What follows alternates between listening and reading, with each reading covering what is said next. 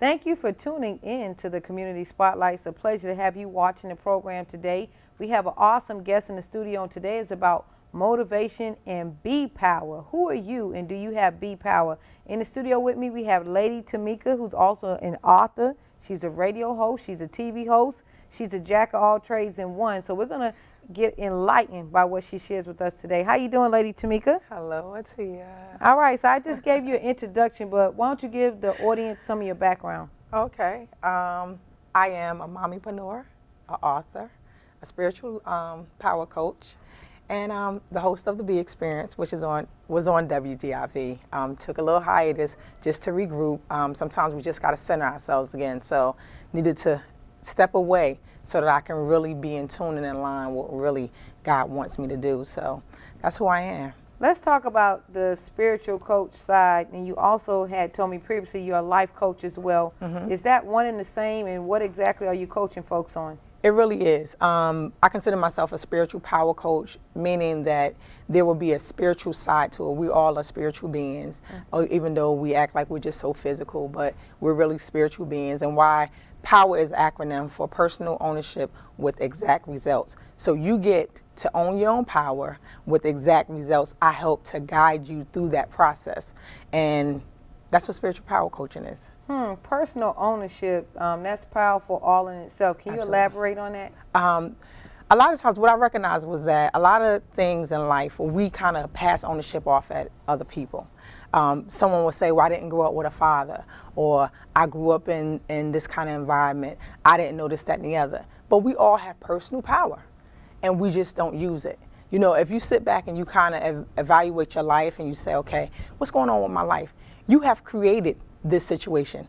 Now, because God says that we are co-created with him, that you get to co-create and recreate what you want to happen in your life. And that's what owning your power is. We don't take that authority, which God has given us, power and dominion over this earth, right? Mm-hmm. We don't take that power. We push it off on other people and make excuses for it. So I just kind of came up with that after I wrote the book and everything like that. And it just kind of stuck. You know, I tried to get, when you said life coach, I don't really want somebody else's life in my hand, but I want to show them that they do have the power to own their own life and do what it is that they really love to do if they own their own power. So basically, if we make excuses, we can actually put ourselves in a position where we're sabotaging ourselves. Absolutely. I mean, there are greater things that we could be doing, but we're already telling ourselves we can't do that without even making an effort, without even trying because of this tragedy, that tragedy. Absolutely. Living in the past on negative things, which is very unhealthy, and allowing that past to step forward and hinder our future.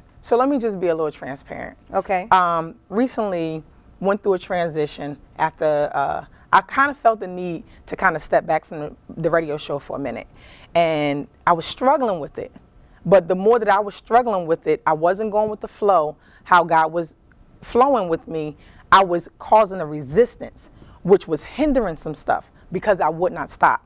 So once I stopped and I released myself of the stress of that, then I was in a place where I can really hear clearly. And so one of the things that in my time with God, because I spent a lot of time alone, I spent a lot of time making sure that I'm spiritually centered. And in that time, God was saying to me, I want you to stop everything. I don't care what it looks like to other people. Just stop. Pause. Because you're crashing. You're moving really fast and you're crashing. And you're not doing and being obedient to what I called you to do, you know? So I said, okay, I'm gonna stop. And in that process, I had to really examine my life and where I am now. So there's, the book is called Can This Relationship Survive? The Power of Be. There are 23 quotes in there that I live by. So one of them says, where you are matters for who you are, increase awaits your arrival. So I had to identify, where am I right now? What does my life look like? So once I was able to identify that, I said, okay, there's some patterns about my life that I just don't like. What kind of method do you give folks to actually pause and look at the patterns that are going on in their life? And how can a person get in position, like you said, let me pause and hear God? How can someone know that that's what they're doing? Well, one thing, if it's a chaotic situation and things are just going all different kind of ways and you're not settled in your mind, you need to stop. Okay. You need to stop. I think that's great advice. Yeah, you just need to stop. If you got so much stress on you that you're not resting, that you're not eating, you find yourself in like kind of crazy situations, stop, pay attention. And so I have folks around me who love me enough. You know what I'm saying? It's who I call my who were. I kind of do a teaching and training on that too, that you need to know who's in your world. It's about 12 people that's in my inner circle. And they tell me, stop, pay attention. You know what just came to mind when you allow other people to influence what's going on and cause extra stress and chaos? Like you could be in a bad relationship, and there's many types of bad relationships out there. It could be, you know, with a parent. It could be with someone that you love, that you're dating, courting, or married to. It's a lot of type of bad relationships. How do you position yourself where you're not affected by negativity coming from other folks? Well, one thing is that I am big on this, honoring myself. I don't care what else is going on. I don't care how many people are out there, how many influence. If I'm in tune with me, that's the number one thing. I'm very in tune with myself. So if I start feeling some type of way, I pay attention to that. If something happens that kind of throws me off, I go, wait a minute, what was that about? I'm still. I mean, the scriptures tells us that you need to be still and know, or meditate. We don't do those things. We're such in this rat race of trying to do and keep up with everybody else. Everything's fast paced now. Not for me. The food is fast, moving is fast. I slow it down. Time is short. I slow it down. I got to slow it down. Okay. So one of the things that I started doing was I started meditating more. So I do, I'm doing a 21-day meditation with Deepak Chopra. It's one of my favorite authors. So I was with him and Oprah doing, and then I'm doing a 21-day gratitude. And so I just sit still. But even when I'm not doing their meditation, I just kind of sit still for a while to kind of settle my day. And I have a very fasted life. I'm a little more disciplined. I'm a transparent, so I'm being transparent for you now. But there's things that I do to kind of take care of myself so that I don't put it off on other people to take care of me. I'm glad that you said meditation, because that right there is a stress release tool in your life. And we know when you have stress release, that's great for your health, it's great for your youthfulness and things of that nature. Do you have any other tips you can give, meditation, anything else? I drink a lot of water now. Okay. Which is really good.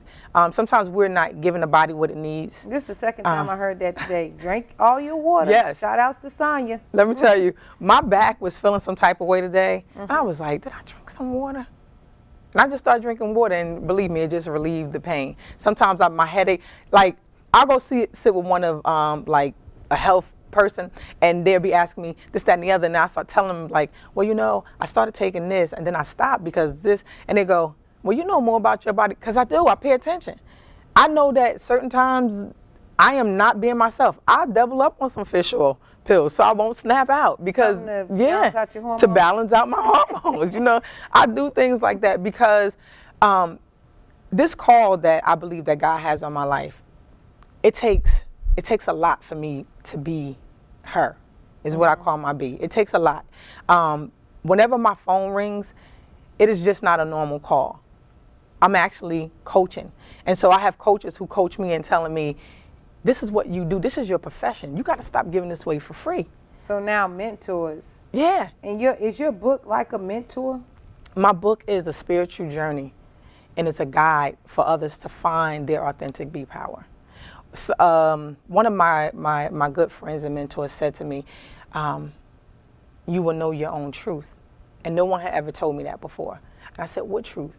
You know, I was born and raised in Christianity, and I thought that, you know, that was the way, and that's not knocking what other people believe. And yes, I do believe in Jesus. However, my belief system has been enlarged and to the point that I embrace what other people and what they believe without judgment. And so that's what makes spiritual coaching a lot different from any other kind of coaching, because I don't have a judgment. And so actually today, someone texted me, I don't even know who it is, who said, thank you, I listened to everything that you said, and I finished the book, because I guess I told her to finish the book and do some other things. And I was just like, okay. I had to go and look at my phone to see who in the world was this texting me, because my phone, when it rings, is actually a meeting with my authentic be. So every encounter means something. It has Every a purpose. encounter. And Yes. we need to discover the purpose in the Yes. encounter. Let's talk about health for a minute. Do you mention health in your book? That's one of my favorite topics. You got some health stuff in there? I Or don't. is it just the stress release part of it? I don't. So the book itself, which is being written into a play, as we speak, we are in the beginning stage of really taking that title and talking about different relationships and how they survive. So we sat down the other day and it was like, oh my goodness, this is really, really going to be good. Okay.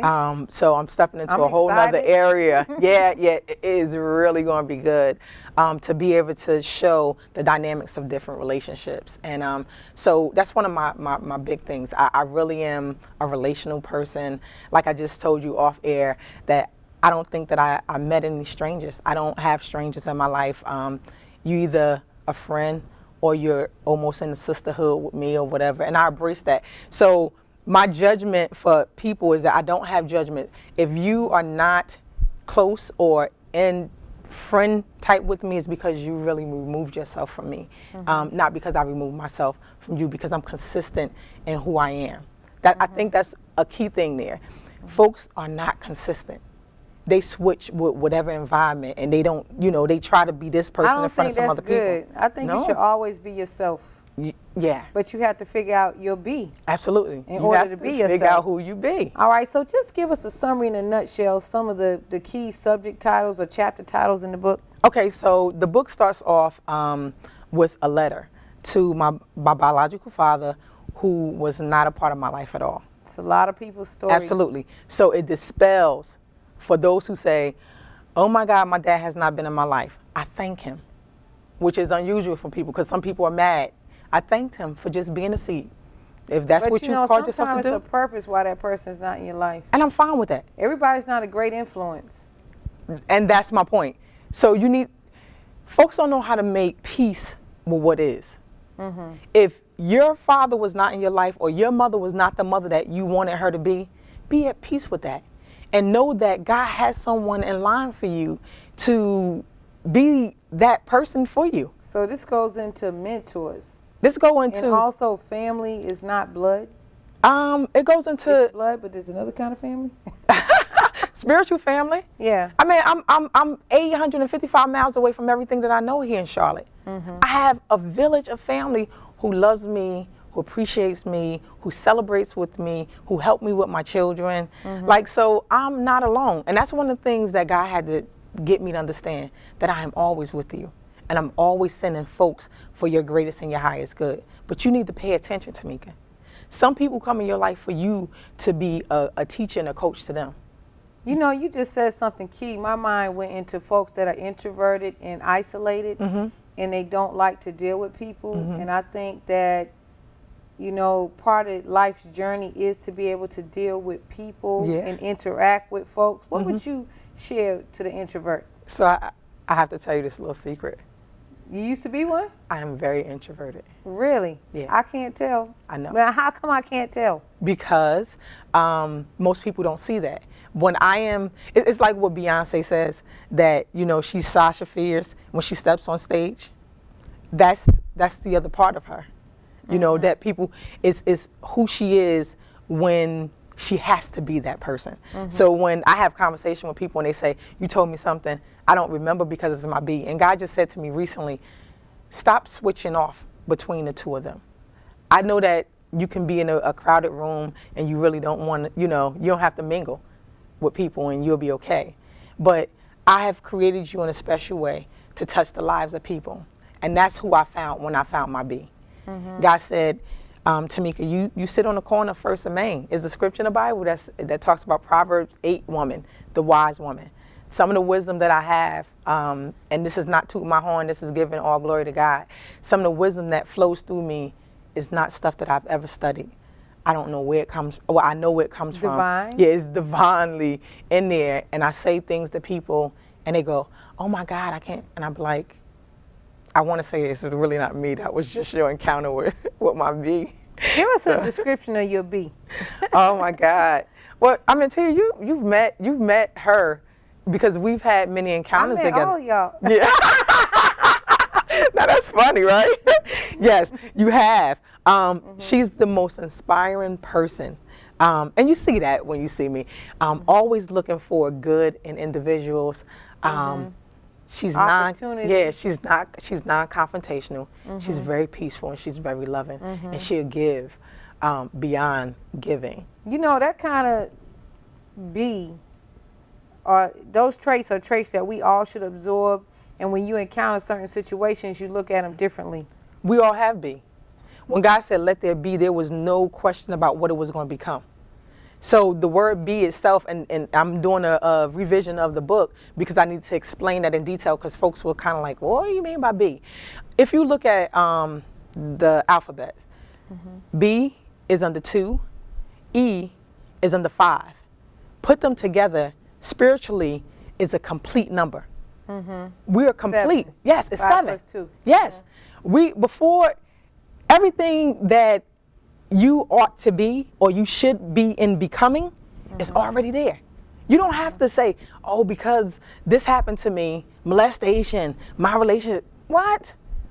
Let me tell you something. You are fully equipped with everything that you need. Fully equipped to heal. How do you heal? How do you heal? Yes. Oh my God. Okay, great question.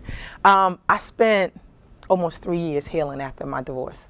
My divorce ended in domestic violence, and I came to Charlotte empty, didn't have, and I just said to God, I said, I'm ready to heal. And God sent someone along that was very strategic, very loving, and very caring. Can you talk about some of these strategies? Of healing? Yes. One is be willing to allow whatever comes up to come up and not stuff it. People don't heal because they suppress what comes up. They suppress it. So if you feel like crying, cry. Absolutely. If you feel like talking about it, you need your counselor, talk about it. Absolutely. Tia, what was our first language when we came into the earth? Crying. Absolutely. So why did we stop crying? Why did we stop crying? Well, crying is actually a release. Absolutely. So it's okay. Well, guess what? Tia says things to God that we can never say with words. Isn't that powerful? Tears say to God what we can never say in words, but we still try to put words to things. When sometimes you just need to be still. I mean, I cry if I'm happy. I cry if I'm sad. You know what I'm saying? I cry if somebody else is having a wonderful experience. If when I'm teaching something and the light bulb goes off on, I am like that. Crying is joyful too. It's not a bad thing. We have become these people who are just so hard. Like, oh, you know, you can't touch me. You can't get to me. For real? You don't want to do that to yourself because you're suppressing who you really are. All those elements that we had when we came into this earth, they're still there. Who told us that when we grew up that we needed to stop being those things?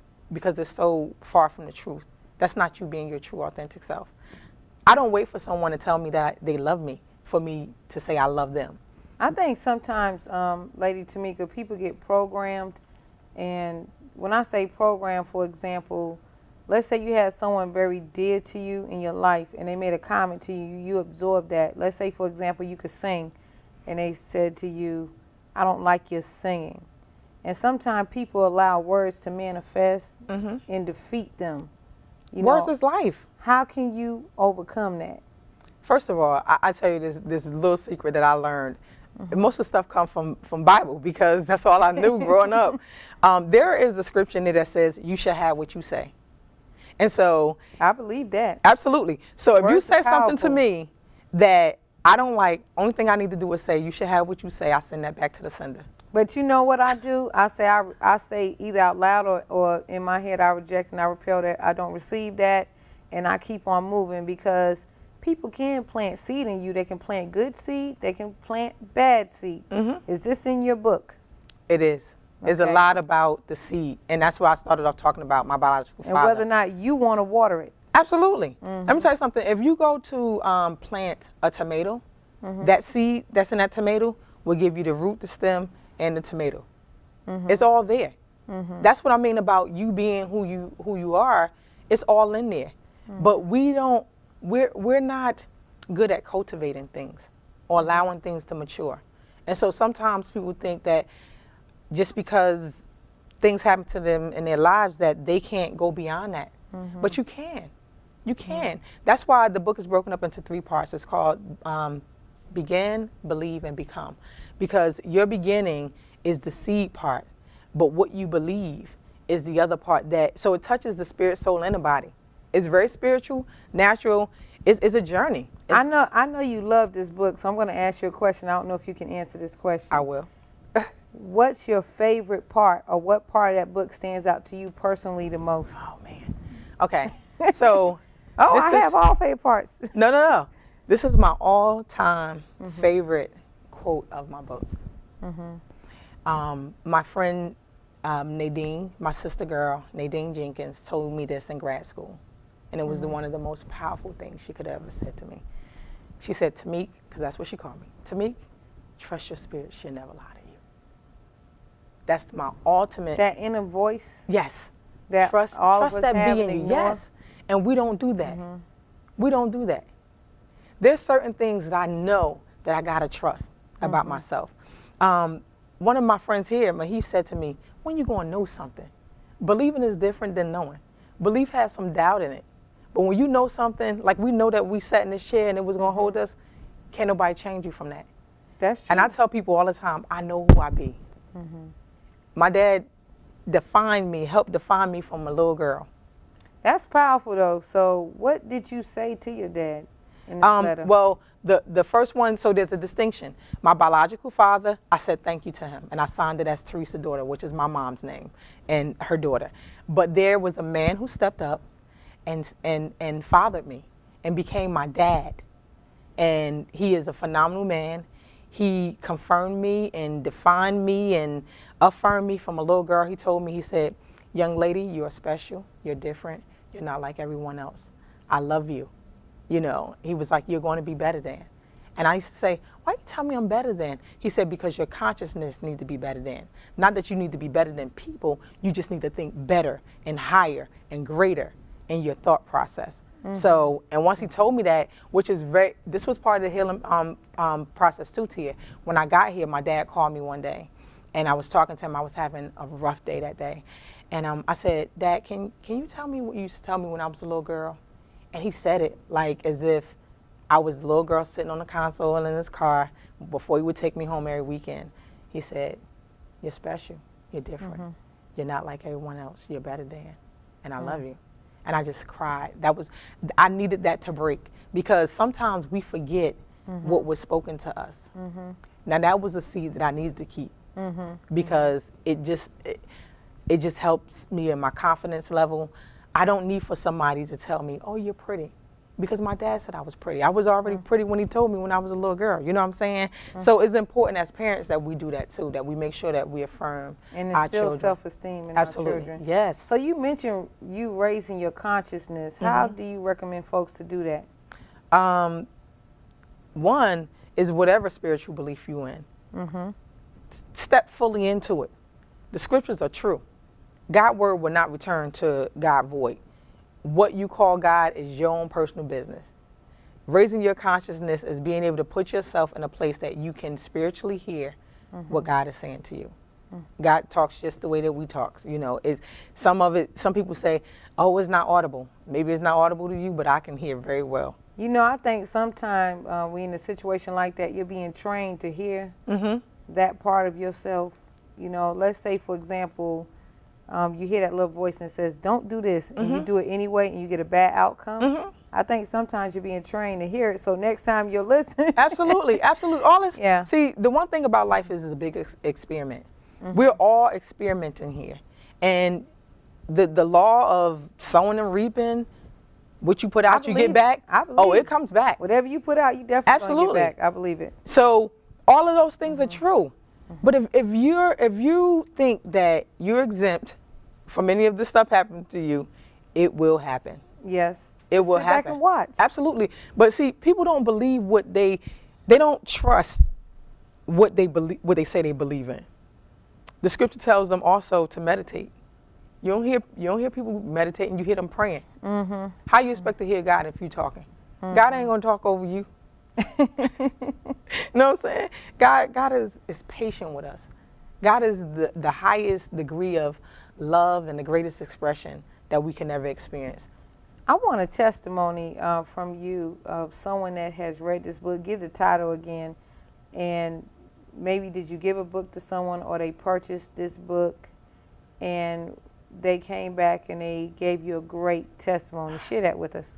I get a lot of phone calls from people once they read the book. First of all, it's a very easy read. It's very short. It was inspired by God. TAMIKA just was the handwork for it.